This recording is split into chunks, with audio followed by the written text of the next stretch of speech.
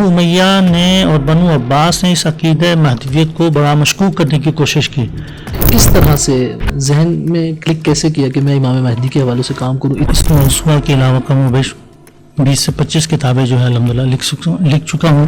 156 ہجری میں یعنی امام مہدی کی ظاہری ولادت سے پہلے کی بات؟ نہیں، ایسا تو نہیں ہے. کسی استاد سے تو اس موضوع پہ متاثر نہیں ہوا، کیونکہ آپ کو پتہ ہے کہ ہمارے حلقہ اہل سنت میں امام مہدی سے متعلق کوئی خاص کام ہے نہیں. اعوذ باللہ من الشیطان الرجیم، بسم اللہ الرحمن الرحیم، وبہ نستعین، وصلی اللہ علی محمد وآلہ الطاہرین، لا سیما بقیت اللہ الاعظم فی الارضین، روحی لہ الفدا وارواح العالمین. السلام علیکم ورحمۃ اللہ وبرکاتہ.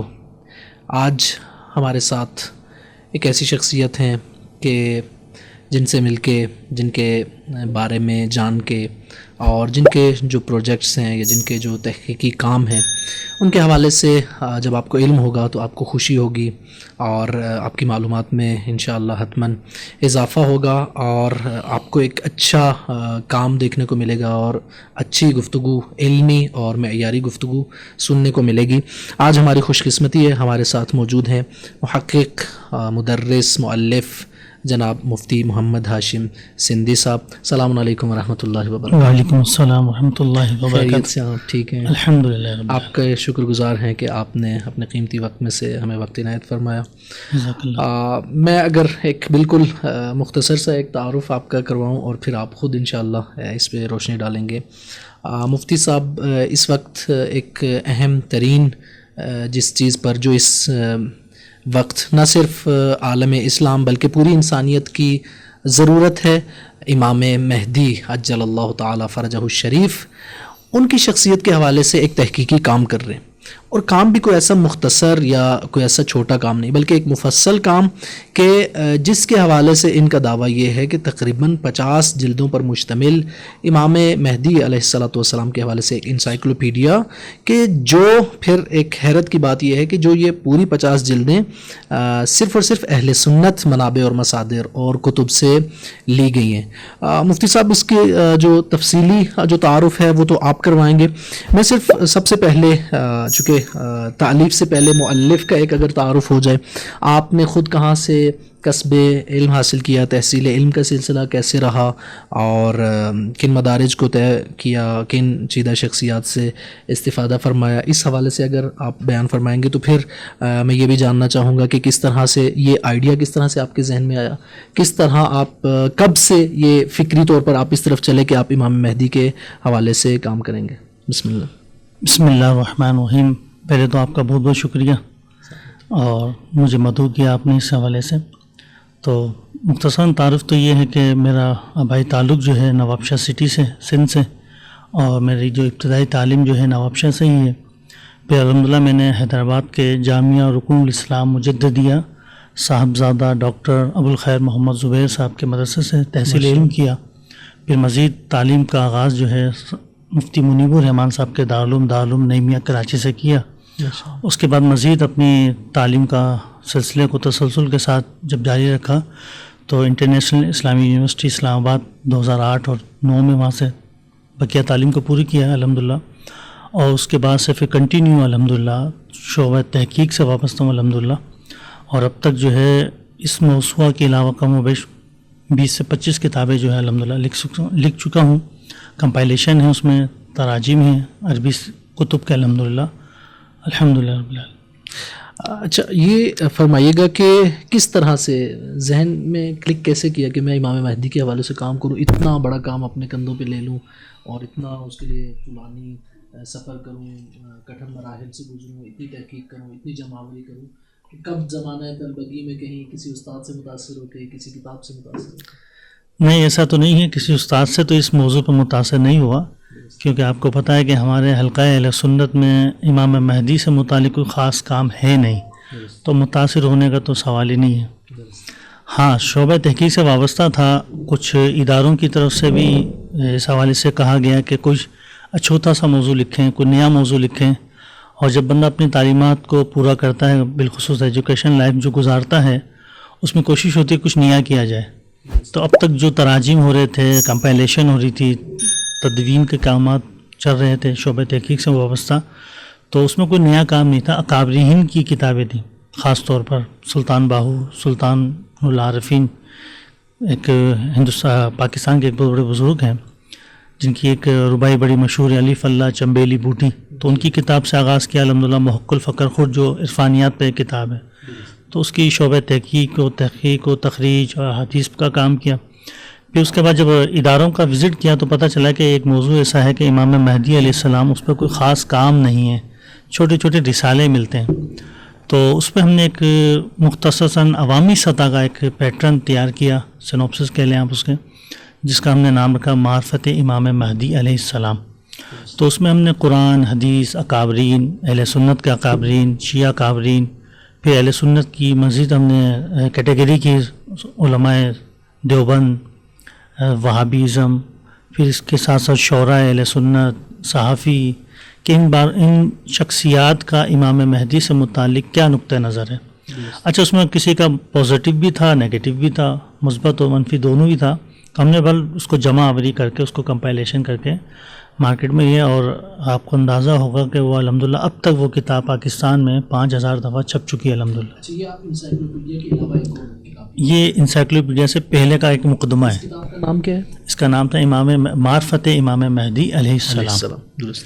پھر جب اس کام کا آغاز کیا تو ایک موضوع تھا، نیا موضوع بھی تھا، اس پہ مشاورتیں بھی رہی، کیونکہ اس میں ہم نے کچھ خطی نسخوں کا حوالہ دیا تھا مقدمے کے طور پر، کہ یہ ایک ایسا موضوع ہے جو اہل سنت اور شیعوں کے درمیان نقطہ اشتراک پیدا کر سکتا ہے، یعنی کہ مشترکہ ایک نظریہ، اس پر ڈیٹیل میں کام ہونا چاہیے۔ درست۔ تو اس میں کچھ مخطوطات تھے ہمارے پاس جن کے ہم نے نام وام بھی لکھے، کچھ شیعہ مخطوطات تھے، کچھ اہل سنت مخطوطات تھے۔ یہ آغاز ہے اس کتاب کا۔ یہ معرفت امام مہدی علیہ السلام، یہ کتاب کتنے صفحات پہ مشتمل ہے؟ یہ اس وقت 500 550 صفحات پہ مشتمل تھی۔ اچھا، اس میں بھی آپ نے یہ کیا ہے کہ جتنے بھی لوگوں نے امام مہدی علیہ السلام کے حوالے سے اظہار رائے کیا ہے، یعنی صدر اسلام سے لے کے آج تک اس طرح سے اس کا وہ ہے؟ جی ایسا ہی ہے کہ قرآن میں کیا نقطہ نظر ہے امام مہدی سے متعلق، اور اس میں ہم نے اختلافات کو ذکر نہیں کیا کسی کے، جس کی جو بھی رائے تھی اس کو ہم نے ون کوڈ کر دی، جماوری۔ جماوری۔ وہاں سے یعنی یہ کام کرتے ہوئے آپ کے ذہن میں ایک اور بات آئی کہ نہیں، اس سے زیادہ مفصل اور تفصیلی کام ہونا چاہیے؟ جی اس کے بعد جب میرا دوست احباب تھے، انہوں نے مجھے دعوت دی، خاص طور پر میں ذکر کرنا چاہوں گا مولانا یوشا ظفر حیاتی صاحب کا، تو انہوں نے مجھے قوم مقدس کی دعوت دی۔ ان کا آنا ہوا ہماری طرف نواب شاہ کی طرف، کیونکہ وہ ایک شیعہ عالم ہے تو ان کے اسفار چلتے ہیں تبلیغات وغیرہ کے۔ جب وہ آئے نواب شاہ، انہوں نے ہمارا کام دیکھا، پسند کیا، اور الحمدللہ پھر ہمیں قم کے آنے کی دعوت دی۔ یہاں کئی اکابرین اساتذہ ہیں جو جامعۃ المصطفیٰ میں، بالخصوص حجت الاسلام والمسلمین ڈاکٹر رضائی اصفہانی صاحب سے بہت اچھی رہی، تو انہوں نے تو ہمارا پورا منہج و تحقیق ہی چینج کر دیا۔ جو ہمارے ذہن میں ایک خاکہ تھا کتاب کا، انہوں نے پھر پورا ایک موسوعہ کا ایک جو خاکہ سینوپسس ہمیں تیار کیا، اس میں مشاورت رہی۔ پھر ہم نے اس کا پیٹرن یہ رکھا کہ اس پر ایک تفصیلی موسوعۃ الامام المہدی کے عنوان سے کام کیا جائے۔ تو اس میں ہم نے پھر مخطوطات کی جمع کو فوکس کیا، بالخصوص اہل سنت۔ درست۔ تو اہل سنت کے مخطوطات ہم نے جمع کیے الحمدللہ، اور کئی تعداد میں اب تک مخطوطات ہمارے پاس جمع ہو چکے ہیں الحمدللہ۔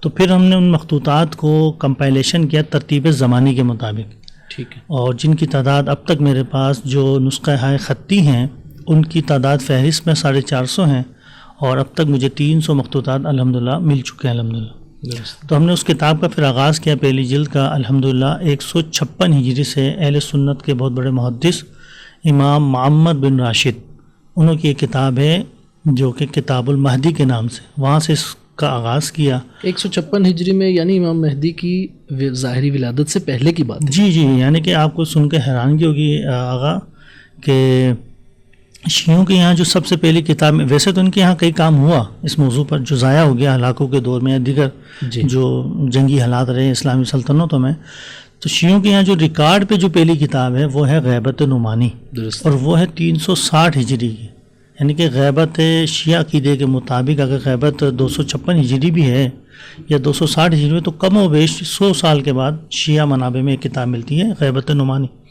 مگر اہل سنت کے یہاں کم و بیش 200 سال پہلے، یعنی کہ غیبت کا بھی جو عرصہ ہے اس سے پہلے بھی، یعنی کہ 156 ہجری کا مطلب ہے، میں جو سمجھتا ہوں وہ کم و بیش امام موسیٰ کاظم علیہ السلام کا دور ہے، وہاں سے اس کتاب کا آغاز ہے الحمدللہ۔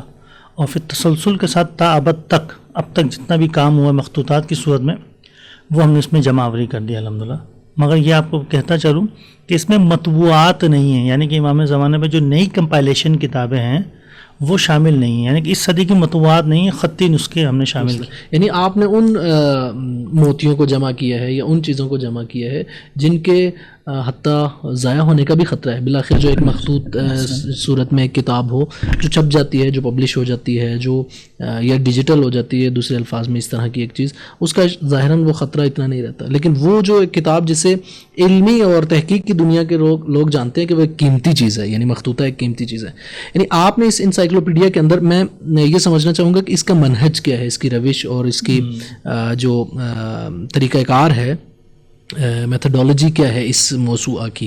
یہ موسوعہ صرف جمع آوری ہے، جمع آوری احادیث ہے، جمع آوری تاریخ کی کتب سے ہے، جمع آوری مخطوطات جس طرح سے آپ نے فرمایا، یعنی تھوڑا سا مجھے یہ سمجھ میں آیا کہ یہ مخطوطات کی جمع آوری یہ کس طرح کی ایک چیز ہے؟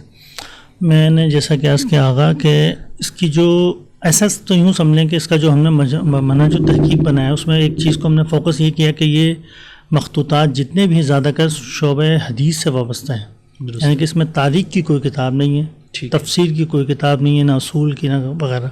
حدیث ہیں، سب کے سب حدیث ہیں. اور اس کا سنوپسس یوں رکھا گیا کہ ہم نے متن حدیث جو ہے وہ ہے مخطوطے کا اصل متن، اور پھر مخطوطے کا اردو ترجمہ، سلیس اردو ترجمہ، اور پھر اس کی توجیہ اور تشریح اور توضیحات، اور اس کے اندر کوئی نئی بحث کا آغاز ہوا تو اس میں کرنٹ افیئر کیا ہے موجودہ. جیسے کہ ایک لشکر مہدی کی بات آتی ہے تو لشکر مہدی میں ہم نے موجودہ دور میں جیسے کہ بہت سارے لشکر داعش کا بھی دعویٰ ہے کہ ہم لشکر مہدی ہے، دیگر جو ہے، تو ہم نے عصر حاضر کے مطابق بھی ان کو کمپائلیشن کیا، ان کی توضیحات کی. یعنی یہ صرف جمع آوری نہیں ہے بلکہ اس کے اندر آپ کی خود اپنی شرح اور اضافات بھی ہیں، اور پھر اسے عصر حاضر کے ساتھ بھی ایک اس کی یوں کہ منطقی تطبیق بھی کرنے کی کوشش کی ہے، عصر حاضر کے مطابق اس کی تعلق اور ربط قائم رہے اس کا. درست ہے. پھر جو احادیث آئی ہیں ان کی مکمل تخریج اور اس حدیث کا حکم کیا ہے. ٹھیک ہے، مثال کے طور پہ جیسے کہ عموماً ایک آج کل منکرین مہدویت کا ایک پورا گروہ ہے جو کام کر رہا ہے خصوصاً برصغیر پاک و ہند میں نام لینا تو مناسب نہیں سمجھتا ان کا. وہ کہتے ہیں کہ مہدی کوئی وجود نہیں ہے، لا مہدی الا عیسیٰ. ابن ماجہ کی روایت ہے یہ. تو ہم نے اس طرح کی جو روایت ہے اس پر مکمل پھر رجالی بحث بھی کی ہے کہ آیا کہ اہل سنت کے منابع میں یہ احادیث ٹیکٹیکلی طور پہ کیا درجہ رکھتی ہے. درست ہے. کیونکہ بنو امیہ نے اور بنو عباس نے اس عقیدہ مہدویت کو بڑا مشکوک کرنے کی کوشش کی. ذخیرہ تو کافی موجود ہے، شیعہ موجودہ شیعوں میں یعنی کہ عقیدہ مہدویت پہ بہت کام ہے، مگر اساس اور اس کے منابع مراجع اہل سنت میں قدیم ہے. مگر کیا وجہ ہے کہ اہل سنت میں آج ویسا کام سامنے کیوں نہیں آتا جیسا کہ شیعوں کا کام سامنے آتا ہے؟ تو یہی سوچ تھی کہ اس کو سامنے لایا جائے. پھر جب اس کام کی گہرائی میں اترے تو پتہ چلا کہ یا بنو امیہ کے دور میں بالخصوص بنو عباس کے دور میں سارے ڈیٹا کو چھپایا گیا اور ہم نے اس کو پبلش کر دیا بس. یعنی وہ جسے کتمان اور اخفاء کی کوشش کی کہہ سکتے ہیں آپ کو بیان کیا. یہ ایسے ہی ہے جیسے یہود و نصارہ نے مکے میں اور مدینے میں جو رسول اللہ کی روایات ان کے پاس موجود تھیں، پیشن گوئیاں موجود تھیں، جب حضور کا ظہور ہوا تو وہ انکار کر کے بیٹھ. درست ہے. اچھا، یہ ابھی سب سے پہلے تو یہ کہ آپ کتنا کام کر چکے ہیں اس کام کے لیے، اگر آپ یہ بتانا چاہیں کہ مثلا اس کام کے لیے کیا کیا آپ کو کرنا پڑا. ظاہر ہے یہ جو خطی نسخے ہوتے ہیں اہل علم اور اہل تحقیق لوگ جانتے ہیں کہ اتنی آسانی سے یہ میسر نہیں آتے. خوب آپ کو کیا کیا ایفرٹس کرنی پڑیں، کیا کیا مشکلات کا سامنا کرنا پڑا، اور کہاں کہاں کا سفر کرنا پڑا، اور اگر کسی خاص ادارے سے یا کسی خاص لائبریری سے یا خاص لوگوں سے استفادہ کرنا پڑا، یہ کس طرح سے ہوا، اور ابھی کہاں پہنچا یہ پروجیکٹ، یعنی کمپلیٹ ہو چکا ہے یا کہاں تک پہنچا یہ؟ اگر سب سے پہلی بات تو یہ کہ یہ دراصل ایک مشکل کام تو ہے، اس کے تو انکار نہیں ہے، مگر یہ کریم اہل بیت اور خصوصاً سیدہ کائنات کا خصوصی کرم ہے اس پروجیکٹ کا الحمدللہ کہ جس چیز کا ارادہ کیا وہ مل گئی بآسانی الحمدللہ. جب میں نے 2019 میں قم کا سفر کیا تو میرے پاس مخطوطات کی جو فہرست تھی جو میں نے اپنی کتاب معرفت امام مہدی میں لکھی تھی کم و بیش کوئی 20 سے 25 مخطوطات تھے اہل سنت کے، اور میرے پاس موجود جو ہے مشکل سے 6 یا 7 مخطوطے تھے. درست. جب دوست احباب ان دوستوں کی طرف سے جب میرا سفر قم کی طرف ہوا، اور تو میں جب یہاں رہا 3 سے 4 ماہ، الحمدللہ آیت اللہ مرشی کی لائبریری، مرکز حیات الرسول اسلامی، دیگر مکتوبات جتنے بھی یہاں موجود ہیں، تو الحمدللہ وہ فہرست 450 اور مخطوطات میرے پاس 300 موجود تھے الحمدللہ. یہ تو اس کا ایک پورا مخطوطات کا پس منظر، جس کے لیے پھر مجھے یعنی فہرست بھی کئی گنا بڑھ گئی اور وہ مخطوطات نہیں، کئی گنا نہیں، 4 گنا سے بھی زیادہ بڑھ گئی، اور جی. ابھی تک اس میں اضافہ جاری ہے. درست ہے. ٹھیک، اس کے بعد میرا ارادہ ہے کہ جیسے کہ میں اشرف کا سفر کروں گا انشاءاللہ. اب تک جو ہمیں جمع آوری مخطوطات میں جو ملکوں کا ہمیں تعاون رہا، جامعات کا تعاون رہا، اس میں بالخصوص قوم مقدس، نجف اشرف، ہندوستان میں علی گڑھ یونیورسٹی میں ہمارے خسرو قاسم صاحب ہیں، ان کا بڑا تعاون رہا الحمدللہ. اس کے علاوہ سیریا میں تعاون رہا. جامعۃ الازہر میں ہمارے ایک بہت بڑے اسکالر ہیں، ہمارے محققین میں شامل ہیں، ڈاکٹر شاہد الازہری ہیں، وہ ان کے ساتھ جامعۃ الازہر مصر سے اس کا تعاون رہا. تو الحمدللہ، اور ابھی عنقریب میرا دورہ ہوگا انشاءاللہ کابل یونیورسٹی اور افغانستان کا انشاءاللہ، اس کے بعد پھر میرا جامعۃ الازہر کا. میرا مقصد یہ ہے کہ سب سے پہلے ہم مخطوطات مہدویت شیعہ و سنی جمع کر دیے جائیں ایک جگہ. آنے والا دور اسی کا ہی ہے، یہ دور امام زمانہ کا ہے، اسی پہ ہی کام کیا جائے. جب جمع آوری ہو جائے گی تو نئے محققین اور پی ایچ ڈی اسکالرس کو کام کرنے میں مزید آسانی ہوگی. یعنی کہ جو جمع آوری کی مشقتیں ہیں وہ تو ہم نے برداشت کر لی، آنے والے محققین مہدویت کو اس کی مشقت کا سامنا نہ کرنا پڑے. جتنا ہو سکے وہ کام کو فوکس کریں، پھر اس کی نئی جہات کو کھولیں، اس کی نئی تشریحات کو کھولیں، اس کی مزید توضیحات کریں، جزیات پہ اس پہ بحث کریں. تو یہ اس کا مقصد ہے.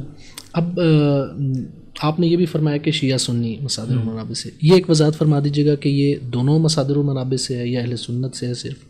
دوسرا یہ کہ اس کی ابھی کتنی جلدیں چھپ چکی ہیں، کتنی جلدیں پہنچیں گی، یعنی پورا موسوعہ تقریباً چند جلدی ہوگا، کتنی جلدیں ہوگی؟ جی، موسوعۃ الامام المہدی جو بیسک ہمارا بنیادی جو آغاز تھا اس کام کا، وہ تھا موسوعۃ الامام المہدی اہل سنت. درست. جیسا کہ میں نے پہلے عرض کیا کہ اس میں اب تک 450 مخطوطات ہمارے پاس فہرست میں موجود ہیں، اور ترتیب زمانی کے مطابق اس کو انشاءاللہ ہم تقسیم کریں گے 50 جلدوں پر انشاءاللہ. ابھی ہمارے سامنے بھی پڑی ہیں یہ تقریباً؟ جی، ابھی آپ کے سامنے 3 جلدیں پڑی ہیں الحمدللہ، 3 جلدیں رکھی ہیں.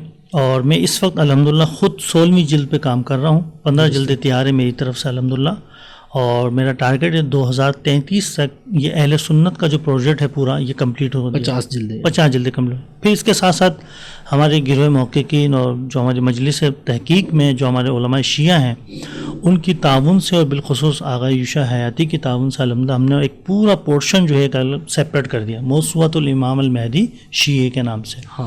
اس میں ہم نے کیا کیا، غیبت نعمانی سے لے کر تا ابد تک جتنے بھی مخطوطات ہیں، حالانکہ ان پہ کام ہو چکا ہے اور ان کے تراجم موجود ہیں اکثر کے، جیسے غیبت نعمانی، اکمال الدین وغیرہ، تو غیبت طوسی وغیرہ. ہم یہ چاہتے ہیں ان کی تشریح عصر حاضر کے مطابق کی جائے.